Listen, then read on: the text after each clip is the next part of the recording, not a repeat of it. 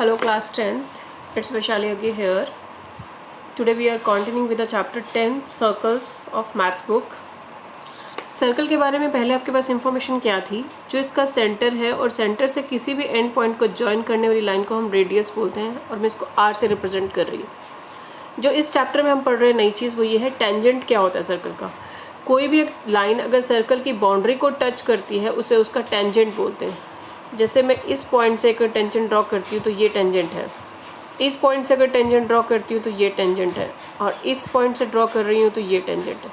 यानी कि एक पॉइंट से सिर्फ एक ही टेंजेंट ड्रॉ हो सकता है, एक से ज़्यादा नहीं हो सकते. ठीक है. अगर मैं एक से ज़्यादा ड्रॉ करने की कोशिश भी करती हूँ तो वो सर्कल के अंदर से जाएगा, और अगर वो सर्कल के अंदर से जो लाइन जा रही है, ये देखिए ऐसे, अगर मैं इस पॉइंट पे चाह रही हूँ तो ये सर्कल के अंदर से एक लाइन जा रही है जिसको हम क्या बोलते हैं, सीकेंट, SECANT, सीकेंट. ठीक है. तो अगर सर्कल को आउटर टच करके जा रही है लाइन वो है टेंजेंट, जो एक ही पॉइंट पे करता है. और सर्कल के अंदर से क्रॉस होकर जो लाइन जाती है, देखो जो आपने ये छोटी क्लासेस में पढ़ा था, अंदर एक लाइन है, इसको कॉर्ड बोलते थे, CHORD, कॉर्ड. ठीक है. लेकिन जो क्रॉस करके जा रही है, बाहर भी निकल रही है, उसको सीकेंट बोलते हैं. ये न्यू चीज़ है आपके लिए. तो अगर मैं देखो एक सर्कल पे एक ये टेंजेंट लगाया मैंने, और मुझे बोला कि इसके पैरेलल भी एक टेंजेंट लगाओ, तो मैंने इसके पैरेलल एक टेंजेंट लगाया, ये इसके पैरेलल है. तो एक सर्कल में मैक्सिमम पैरेलल टेंजेंट कितने हो सकते हैं? दो मैक्सिमम पैरेलल टेंजेंट्स हो सकते हैं, इससे ज़्यादा नहीं हो सकते. ठीक है.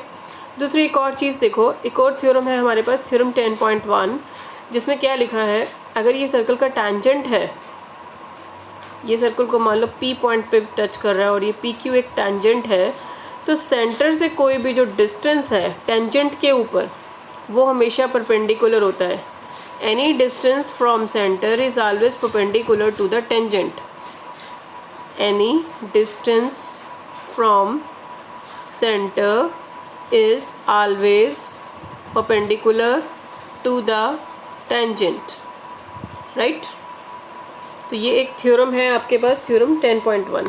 अब अगर आपने ये सब कुछ देख लिया, इसके बाद हम इसको सॉल्व कर रहे हैं. क्वेश्चंस को हम कर रहे हैं 10.1 का फर्स्ट क्वेश्चन. 10.1 में how many tangents can a circle have. Circle के कितने टेंजेंट हो सकते हैं? इनफाइनाइट टेंजेंट्स, बहुत सारे टेंजेंट हो सकते हैं. तो फर्स्ट आंसर क्या है? इनफाइनाइट. उसके बाद a tangent to a circle intersect it in a dash point.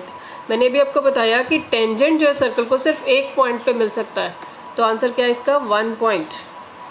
A line intersecting a circle in 2 points, जो 2 पॉइंट को टच करके जाए लाइन, उसको क्या बोलते हैं? सीकेंट. राइट. ये लाइन है secant. A circle can have dash parallel tangent at the most. Circle में कितने पैरेलल टेंजेंट हो सकते हैं मैक्सिमम? ये देखो मैंने आपको शो करके दिखाया था अभी, 2 पैरेलल टेंजेंट्स हो सकते हैं. The common point of tangent to the circle and the circle is called. ये देखो जैसे ये टेंजेंट जिस पॉइंट पे मिल रहा है सर्कल को, सेंटर से जो डिस्टेंस है टेंजेंट को जिस पॉइंट पे मिलता है, this point is called point of contact. Point of contact. Right. यहाँ तक क्लियर हो गया आपको? उसके बाद क्वेश्चन है next, a tangent PQ at a point P of the circle. ये देखो ये एक टेंजेंट PQ है और सर्कल की रेडियस गिवन है आपको 5. यहाँ से meets a line through the centre O, centre है O, at Q so that OQ is 12. O से Q का डिस्टेंस जो है वो ये Q है, सॉरी P है, और ये OQ जो है ये है 12. तो बताइए लेंथ कितनी होगी टेंजेंट की? PQ निकालना है. तो यहाँ पे आपको पता है ये हमेशा परपेंडिकुलर होता है. मैंने भी आपको थ्योरम बताई, any distance from centre is perpendicular to the tangent. तो राइट ट्रायंगल बन रही है ये. राइट ट्रायंगल OPQ में हाइपोटेन्यूज का square is equal to perpendicular square plus base square. Hypotenuse है 12 का स्क्वायर, परपेंडिकुलर इधर जाके माइनस हो जाएगा. आपको क्या निकालना है? PQ का स्क्वायर. 144 में से 25 गए, 119 PQ, और स्क्वायर वहाँ जाके क्या बन गया? रूट. यानी आपका आंसर क्या होगा? रूट 119. ओके. Draw circle. एक सर्कल ड्रॉ करो, उसमें 2 लाइंस पैरेलल लेनी है, एक टेंजेंट हो और दूसरी सीकेंट हो. तो ये एक टेंजेंट होगी और एक ये सीकेंट होगी. बस ये आपने ड्रॉ करके दिखाना था और कुछ नहीं करना था. ओवर.